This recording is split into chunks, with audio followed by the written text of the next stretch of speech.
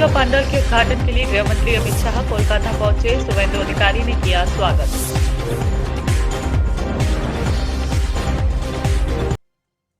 Rahul Dwivedi board के तेजस्वी यादव को दी विदेश यात्रा पर जाने की इजाजत, करेंगे जापान का दौरा।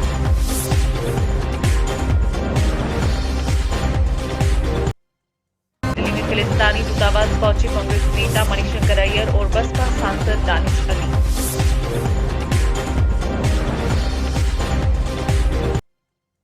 मध्य प्रदेश में कमलनाथ बोले, बुधनी में कलाकार वर्सेस कलाकार का मुकाबला। शिवराज जी बड़े कलाकार थे, डिबेट में हमारे मास्तान को हरा देंगे। उत्तर प्रदेश के देवरिया में सामूहिक हत्याकांड के पीड़ितों से मिले पूर्व सीएम अखिलेश यादव, बोले दोनों पक्ष को मिले न्याय। उत्तर प्रदेश के देवरिया जिले में रुद्रपुर कोतवाली क्षेत्र के फतेहपुर गांव में 2 अक्टूबर को सुबह 6 बजे जमीन के विवाद में एक पूर्व जिला पंचायत सदस्य की धारदार हथियार से काटकर हत्या कर दी गई थी। इससे गुस्साए पूर्व जिला पंचायत सदस्य के पक्ष के लोग दूसरे पक्ष के घर में घुसकर पति, पत्नी और उसकी 3 संतानों को गोली मारकर और धारदार हथियार से प्रहार कर हत्या कर चुके थे, जबकि एक बेटा गंभीर रूप से घायल हो गया था। इसी मामले में आपको बता दें कि समाजवादी पार्टी के राष्ट्रीय अध्यक्ष पूर्व सीएम अखिलेश यादव देवरिया पहुंचे और पीड़ितों से मुलाकात की। वहीं उन्होंने ये भी कहा कि दोनों पक्ष को उचित न्याय मिले। Bureau report, citizen voice, Deoria, Uttar Pradesh. न्यायालय देखिए,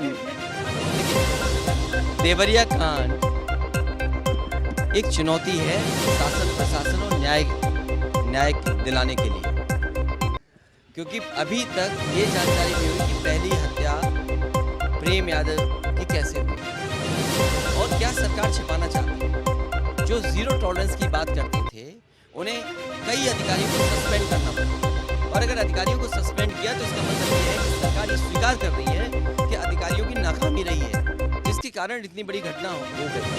और फिर पारिवारिक चीजों में हम क्यों उलझे कि एक भाई ने जमीन बेच दी, वो भाई जमीन देने को तैयार है, तो ये जमीन का विवाद तो अलग बात है, लेकिन आखिरकार पीछे कौन है और फिर सरकार आखिरकार क्यों इसका राजनीतिक लाभ लेना चाहती है? सरकार क्यों राजनीतिक लाभ उठाना चाहती है? जीरो टॉलरेंस की बात जो करते हैं, उन्हें कम से कम पूरा का पूरे दोनों परिवारों को न्याय दें। उत्तर प्रदेश के बरेली में बेमौसम बरसात से एक बार फिर किसान की बड़ी मुश्किलें सामने आई हैं। बरेली जनपद में सोमवार को बेमौसम बरसात से किसान एक बार रोता हुआ दिखाई दिया है, क्योंकि सोमवार को दोपहर बाद तेज आंधी तूफान अचानक चला।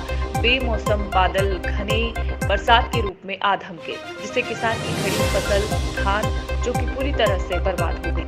वहीं सहूलियत की बात की जाए तो कुछ किसानों ने अपने धान को अपने घर तक पहुंचा दिया था, मगर जिन किसानों को अनाज खेतों में था, उनकी परेशानी खून के आंसू की तरह बह रही थी। ऐसे ही किस तरीके से हमारी टीम ने किसानों से बातचीत की है, आपको बताते हैं कि बरेली के तहसील नवाबगंज के रहने वाले अरुण का कहना था कि मौसम की मार उनकी फसल पर पड़ी। उनके आसपास के खेत भी बर्बाद हो गए, क्योंकि इस मौसम ने उनके खेत की फसल को पूरी तरह खराब और बर्बाद कर दिया। ऐसे ही कई किसानों से हमारी टीम ने बातचीत की है। आइए आपको बताते हैं कि पीड़ित किसानों ने क्या कहा। संवाददाता दीपक कुमार की रिपोर्ट, बरेली, उत्तर प्रदेश। मेरा नाम अरुण है। कहाँ रहते हो?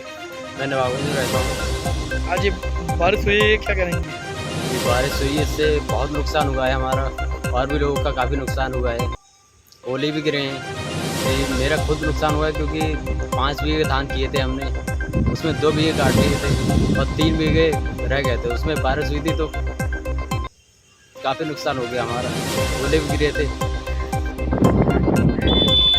बारिश हुई थी क्या? बारिश बहुत बोरे पड़े हैं, 1.5 किलो को एक है। कहाँ रहते हो? कितने बीघे खेत है आप? 3 एकड़ है। ये बेमौसम बारिश हुई, क्या करना चाहेंगे? बोरे करने जाता हूँ बरेली में। नुकसान है जो बारिश से। कुछ लोग धान कट गए थे, नहीं कटे हैं? कट गया, कुछ हमें कटना रह गए।